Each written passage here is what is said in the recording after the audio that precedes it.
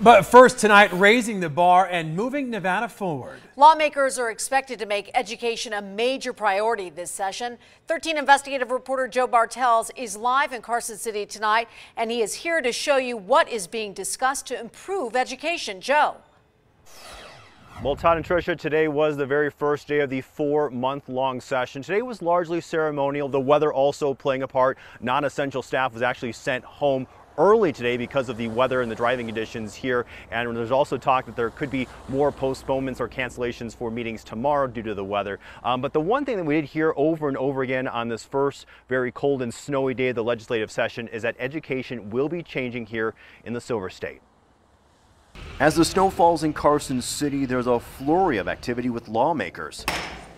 Now in session, the battle of funding education is going to be key. If you think of education funding as a pie, it's not about the size of the pie, it's how you divide the pie up. Senator Mo Dennis is set to change the way education money is divvied out. The 51-year-old Nevada plan was fine back in the 60s. It spread money evenly, but now an introduced weighted formula will add additional money for kids who are learning English, kids in poverty, and those who have special needs. The goal? To get kids performing better. When you're talking about trying to help individual students to achieve, you've got to be able to provide what that student needs. So I'm really hopeful that he will get this done. Parent Rebecca Colbert says the plan announced by lawmakers has the power to affect real change because the way it's always been done is not working. And I'm just as mad this year because he's a 7th grader and 5 out of his 6 classes have 45 kids in them.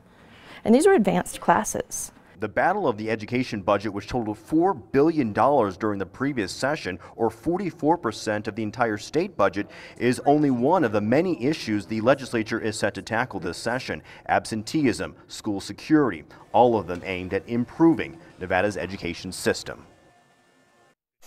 This weighted formula plan actually has some pretty good backing from parents, teachers, as well as lawmakers here in the capital city of Carson City. Tonight at 11, we look at another creative solution that could mean even more money for education, at least locally.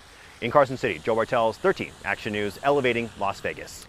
Joe, thank you. And Joe is there covering issues you sent us through our Raising the Bar initiative. And we are looking for even more of your story ideas about education. If you have an idea, send an email to raisingthebar@ktnv.com and be sure to include your name and phone number. And it turns out that today is a historic day for our state, the start of the 80th legislative session welcoming the first female majority. Nevada is the first state in the entire country ever with a female majority of lawmakers. Women hold 32 of the 63 seats overall. 23 women are on the state assembly and 9 in the state senate.